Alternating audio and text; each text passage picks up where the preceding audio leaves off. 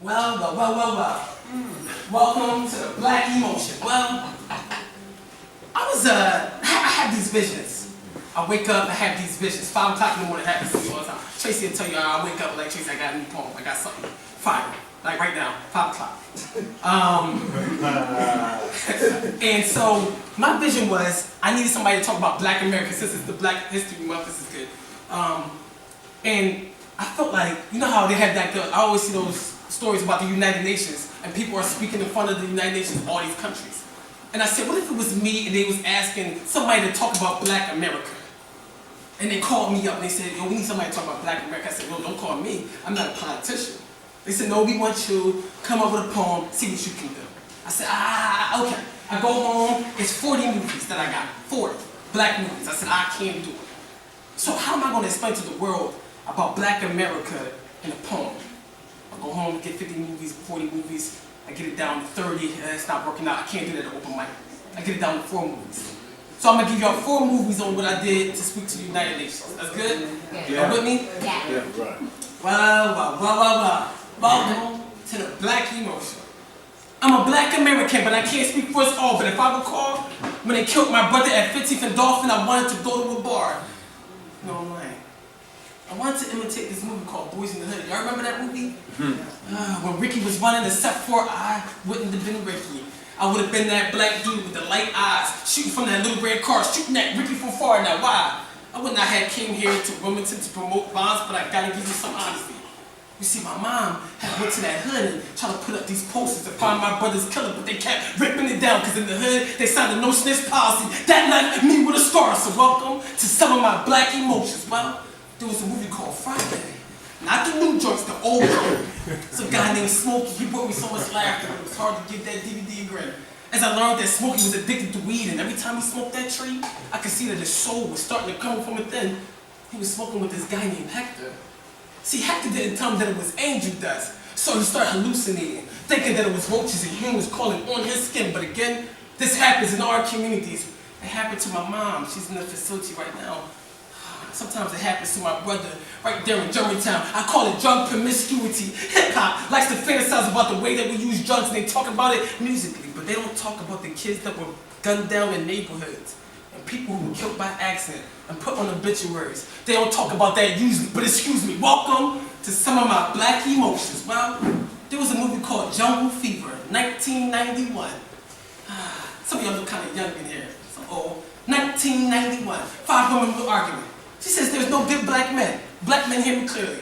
Either they're drug addicted, incarcerated, or they have so many women that part of the population is diminished. The one black girl said, I like black men, white men, Chinamen. They cut a wall. They say, you're the reading rainbow. We don't even want you to finish your sentence.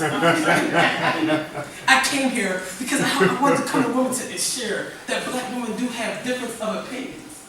But there is a disease in our race. It's not HIV. It's not diabetes. It's called Jim Crow-ism. The black girl talked about it. She says, do you know what it's like to be unattractive because you're the darkest one in the class? Light-skinned girl said, I can't even believe you would believe in that. Dark-skinned girls say it's true.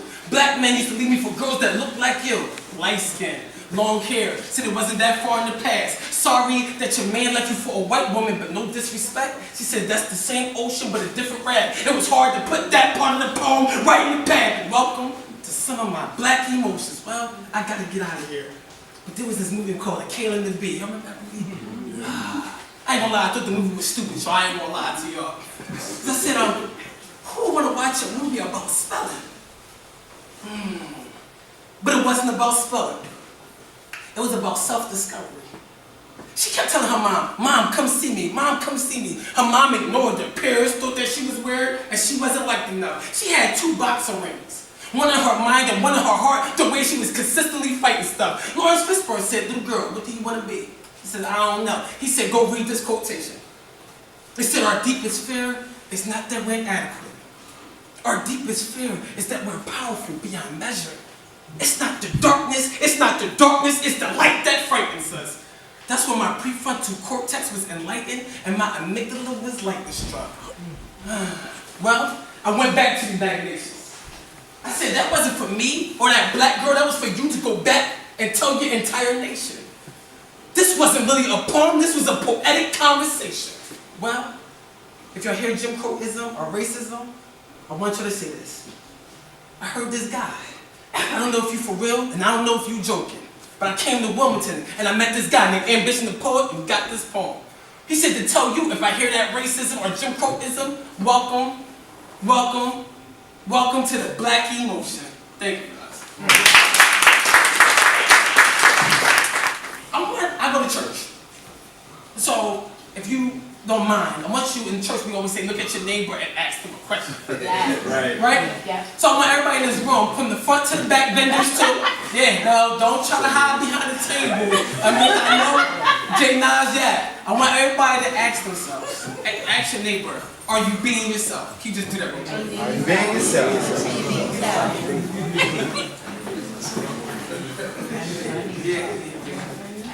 Are you being yourself? The way you look, the way you talk, are you being yourself? Your poems, your artistry, the way you sit in the day, the way you look at me today, are you really being yourself? I went through my childhood. I'm gonna go through some things I went through in my childhood. And people always tell my kids, I go to group homes, I talk to kids.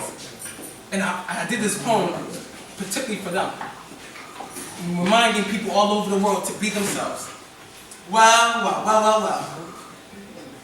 There was a guy named Urkel. Glasses, 2 times the width of his face, checkered shirt, candy apparatus, suspenders. And he wanted a girl named Laura, but Laura couldn't see. He was as bright as an active galactic nuclei. Who am I? His whole soul shine like one of those embers. He didn't believe he could get Laura though. So he ended up creating a liquid plastic surgery. And when he started to drink, his whole body started to shake like he was in the blender. Do you remember? Well, that's why I came to Wilmington tonight. Some of y'all are dating people that's like Laura. And you should be dating somebody that's like Myra. Myra said, Urkel, you don't need a liquid. You don't need a machine. You don't need to use your brain given by God to be in the lab to do the math, to quadruple or triple your cool genes. I love you for who you are. Snorting, when you laughing, big behind glasses and high water jeans. Well, I thought I would come to Wilmington today to remind somebody to be themselves, but maybe y'all still don't feel me. There was a show called Girlfriends, and there was a girl named Tony. Tony is that girl that comes from the hood, but swears she was raised in Malibu. Her insecurities can eat the protein from her toenails all the way up to her hair follicles. I wish I had a projector or PowerPoint presentation to put her on the poetic module. Tony thought it was a good idea to get Botox. And for her face, that was unfortunate. You see, Botox is a neurotoxin, shots into her forehead, made her eyebrow go up like a roller coaster, made her whole face look disproportionate. When y'all go home today, I want you to go on something called E-Network. There's this show called Botch, where women are cutting and slicing themselves up, putting silicones in certain slots. But I learned from Marvel. See, this is a character called Doctor Strange. See, you can't Doctor Strange your body. You can't Doctor Strange your beauty, which means you cannot manipulate hours and milliseconds when it comes to the human clock. But I thought I would come to Wilmington today to remind somebody to be themselves. But maybe the people in the room still don't feel it. Well, Mom, there was this show called Fresh Prince of Bel-Air. Will and Carson are trying to join this fraternity. Frat brother's a hater. Jealousy starts to eat the meat of his soul like salmonella. They had Carlton on the floor with rags and toothbrushes like he was a black-bearded Cinderella. But his work ethic was impeccable, so the way he carried himself, he was way past stellar. If you watch the video, though, they were perplexed. See, they were caught in the gym. It was the first time they saw a black man arguing with another black man about being black. And they didn't understand. But Carlton did. He said, is it because of the car that I drive? Is it where I live? No disrespect. I'm not trying to be black. Black is what I am, which means no devil, no Jesus, no angel can ever walk my journey. No hood, no poetic venue, no school. Make sure y'all tell every high school senior in Wilmington today not to chase themselves with no goddamn fraternity. Well, I thought I would come to Wilmington today to remind somebody to be themselves. Maybe they still don't feel me. There was a girl named King Michelle. You know King Michelle? This is bad. This is bad. I was in my bed. I was in my bed, Mom. 9 o'clock. 9 o'clock. No, 10 minutes up. I was on my right side, comfortable on my left side, crushed in my left eye as I schooled. Then on the right side, I saw King Michelle. She says, I thought by getting a bigger butt, I would get bigger love. I was in my bed. I was on the right side. Comforter on my left. I like comforters. Comforters. Some of y'all like blanket. No, I like a comforter. Comforter. Yeah, I had to give it to him. Comforter on my left side. Crust in my left eye. As I scrolled down the right side, came Michelle said, I thought by getting the bigger butt, I would get bigger love. She said, I got my butt done. I got my teeth done. My hips done. She said, oh, I called my doctor because there was so much pain in my body. I thought that I had lupus. Well, that's what some of y'all are doing. Not using your gifts by God. Looking for Instagram likes and Facebook shares, trying to be the cutest. She said on the interview, she said, I thought by getting these things done, it would help my relationship. She said, I thought by getting this man, by getting more enhancement, it would help me in my relationship. Wow, black girl, it's so nice to meet you. But if you get plastic surgery, only one thing happens and increases. That's your sexual attraction meter. Which only means you're too bright like sunlight. If there's a photographer, they know what I'm talking about. F-stop is at 1.3. ISO at 6400, which means, sweetie, I can't even see who you really are. Integrity, intelligence, beauty. I can't even tell and see your intangible features well. I thought I would come to Wilmington today to remind somebody to be themselves. Thank you. I'm going to do this last one, then I'm going to get out your way. It's my first time doing it. This will be the poem going forward for at least another month. How many of y'all remember high school? Good. Can y'all just throw out a couple of high school? What high school you go to? Okay, older people that graduated. Can y'all just? High school. What was that? It's in South Carolina. South Carolina? Where you been? Germantown High? North side. Concord? Where you been? William Penn? Yeah. What's that? Okay. Was it Newark? The Kensington. Oh, snap! I got to get out of here. Get something back. Kensington. I wanted to ask you about high school because I wanted to give you a visual. I like to do mood settings. The new thing I want to do is called mood settings. And what I want you to do is kind of think about all the people that were in high school, including yourself. How you were. And what it was like to be in high school. And I talked to group poems like I told you guys. And I wanted to write a poem for them. And I went through a lot in high school myself. And so I want you to really, as I'm going through this poem, think about that guy or that girl who was really like that. And as I go to poetry, because nobody really writes towards the high school kid. And so I wanted to do this. All right. I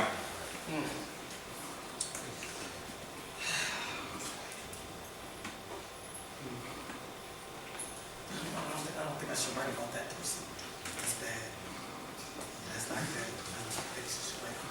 I think we should write about that fat girl. We won't talk about that fat girl. Oh, yeah. That stinky dude. Oh, yeah, he was, yeah. Okay.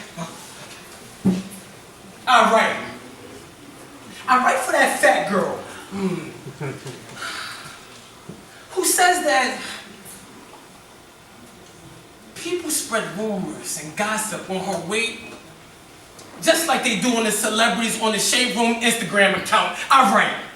She said that they're trying to extort her. They want to beat her up and record her. She says if you get in a fight in high school today, everybody in the hallway turns into an immature TMZ reporter. All right. You know what? I write for that boy who's scared to smile. Not because he can't, but because his teeth is darker than the color of popcorn.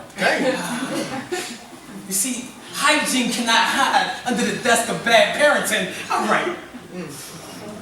You know, I write for that female who says that drugs is being broken down on her kitchen table.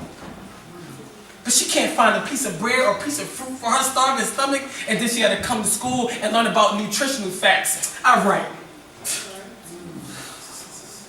I write for that foster kid that was like me. And the kids kept asking, how come your mom don't look like you? Don't share the same last name. They keep asking about his brother that he lives in a big house, but that's not a big house, that's a group home. I write. I write for that boy that's not athletic. And he's smart though. But they treat intelligence like a sexually transmitted disease. I write. I write for that boy who can't read. He struggles to read because his brain flips the letters like they on a trampoline, but that's not a somersault. Somebody don't understand this black boy has dyslexia. I write.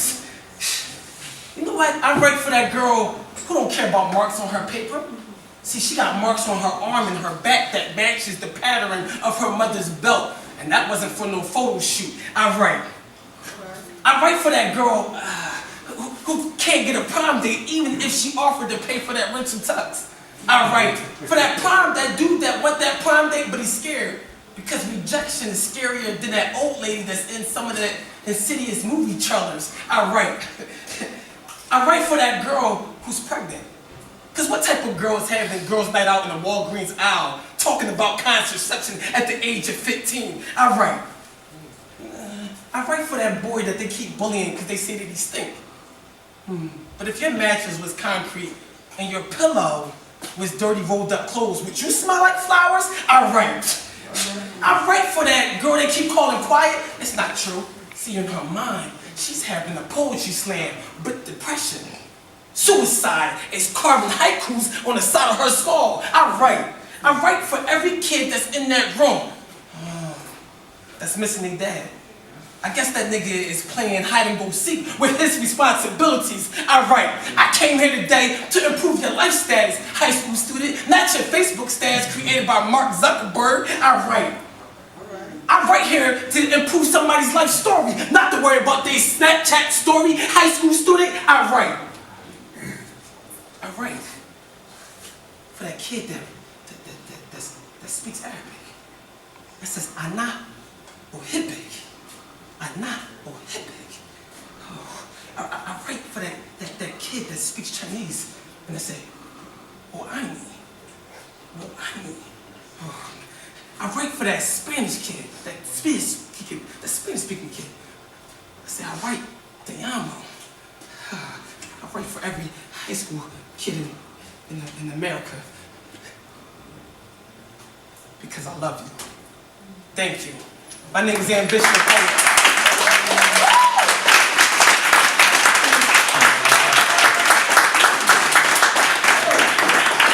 Guys, I have 9 books left. 9. This is my book called From the Tongue of a Foster Child. I wasn't good at grammar. There's some grammar mistakes in here too. But I never thought in my life that I could be an author. And so it would mean a lot for me if you guys support me. If not, that's okay, because you can go on my Facebook, my Instagram, and see my work. I get busy. And so this book was really composed of a lot of my life. It's scattered on purpose because I went through a lot. Before I died, scared to walk down the aisle, where I talk about being scared of being married.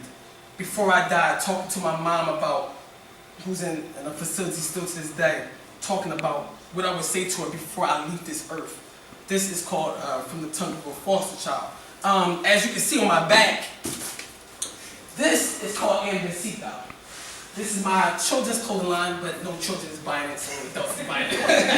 That's fine. And Ambicito is ambition, and ito in Spanish is like small, so I combined them together. I went into stores trying to, I love cartoon shirts.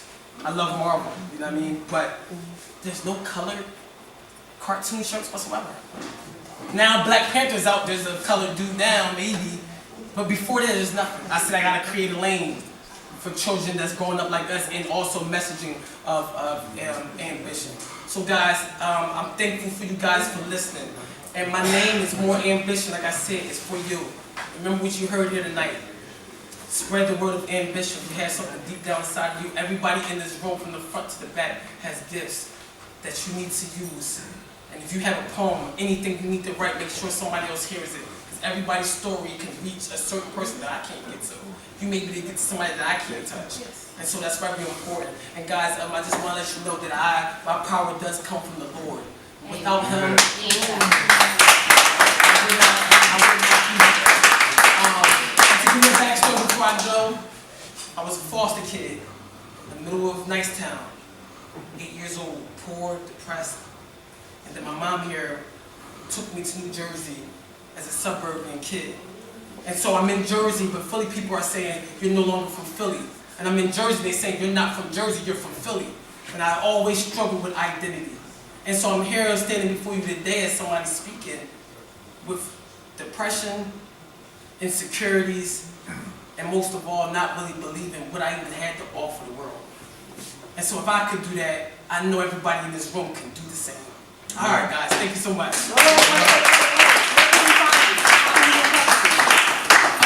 Everything, Instagram, Ambition the Poet, Facebook, Ambition the Poet, Ambitions, YouTube, Ambition the Poet. I'm on there. You can reach out to me, talk to me. I inspire anybody. Like when I go to rap shows, I inspire the rappers. Like I'm telling you, I will motivate you, inspire you, and so I hope we can connect. And I love to talk to you. All right, guys. Have a good night. Thank you.